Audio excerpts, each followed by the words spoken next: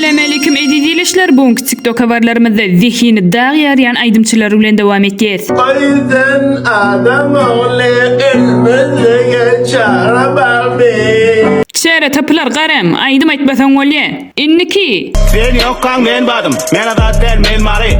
40'dan soň zırt diye. Ada doradınqı entek zırtıllamandır öteceğiz. 50'den soň revaydı bela yalık. Meni yitirmek kıyın yöne seni tapmağın satmı. Üy hareketlere serede pensioner demersin tüveleme tüf tüf tüf. Enni olsa gunçaydı mani kelle yen iyildeşmez. Hamalıp gönlüm gitti kıysa. Sıya deyip çök yarın teyze. Gunça. Kime öğrettiği size şey dip tant oynamani. Enni olsa beğul gunçaydı mani öz diline beyan etki. Munça emceklerim şunca, Beğulcan normal ne dvaysana. munça götün ağzı şunca.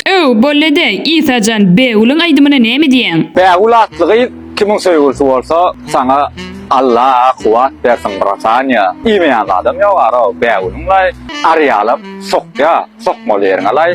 Onu Huday saklasın niyers ve gepleşimini geçir kutarıyarız. Pirman. TikTok yerdim reklam edeceğim kendine. Şu çağın kellesinin yukarısı ve aşağından qatrak basıp yemşiriptirler ökken. Sıpat eser et. Ne bulun bak. Ay Murat canım oğul şeker ep beriptir diyeler. Çın mı ka? O şekerden durmuşakta söküttü sıkıntı oturuyor. Vapşete oğul şeker kim? Ben bana ne oğul şekerim öyle. Ay Murat etberse de ne oğul. Oh my gosh. Gepleşimizin ikinci sanına betler.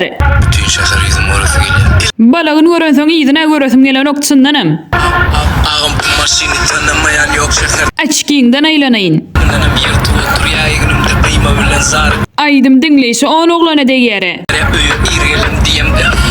Yöne hemişe betlerinin beti vardır. Ben onun adını yürüp İne sana gerek olsa. dünyama gerek dedim. Sen sevinde Cemşitcan köşüş pakot gazerede. deneseydin.